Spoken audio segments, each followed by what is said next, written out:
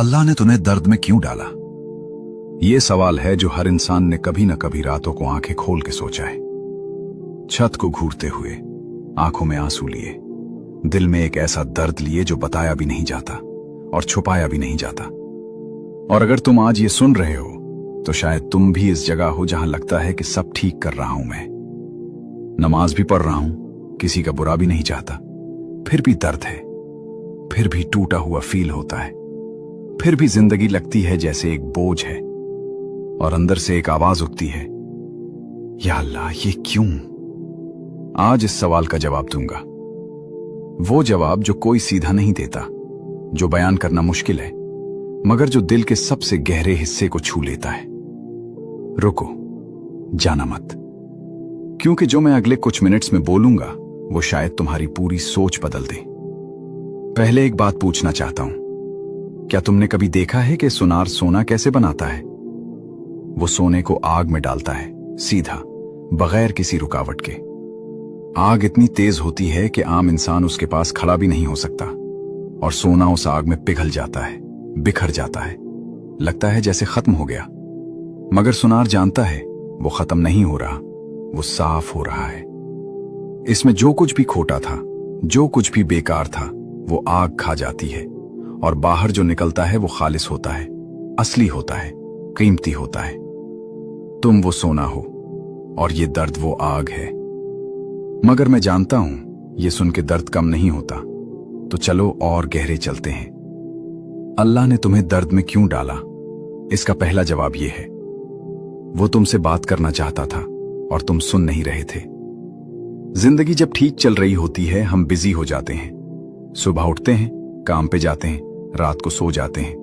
नमाज होती है मगर सिर्फ होंठों पे, दुआ होती है मगर सिर्फ जबान पे, दिल कहीं और होता है।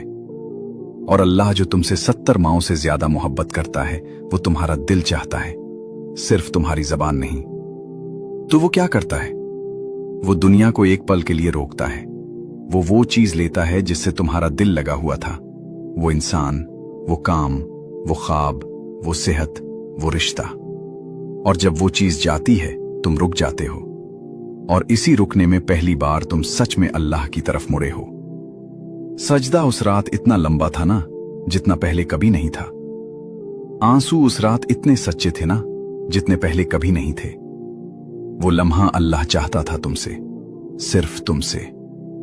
दर्द वो दरवाजा था जिससे तुम अल्लाह के पास पहुंचे। और अब वो बात जो और भी गहरी है, वो बात जो लोग बताते नहीं। रुको, ये सुनना जरूरी है, क्योंकि ये अगले 2 मिनट जो मैं बोलूंगा, ये शायद वो चीज है जिसका तुम बरसों से जवाब ढूंढ रहे थे। अल्लाह कुरान में फरमाता है, और मैं चाहता हूं तुम सिर्फ ये एक चीज आज अपने दिल में उतार लो। क्या लोगों ने ये समझा कि सिर्फ ये कहने से कि हम ईमान लाए छोड़ दिए जाएंगे और उन्हें आजमाया नहीं जाएगा? सोचो, अल्लाह खुद कह रहा है, ईमान का दावा करना काफी नहीं, ईमान को साबित करना होगा। और साबित कहां होता है ईमान? खुशियों में नहीं, दर्द में होता है। वो इंसान जो मुश्किल में भी कहता है अल्हम्दुलिल्लाह, वो इंसान अलग होता है। वो इंसान जिसका दिल टूटा हुआ है मगर फिर भी सजदे में जाता है। वो इंसान अल्लाह को बहुत प्यारा होता है, और अल्लाह अपने प्यारों को ही आजमाता है। नबी करीम सल्लल्लाहु अलैहि वसल्लम से पूछा गया कि सबसे ज्यादा मुसीबत में कौन आता है?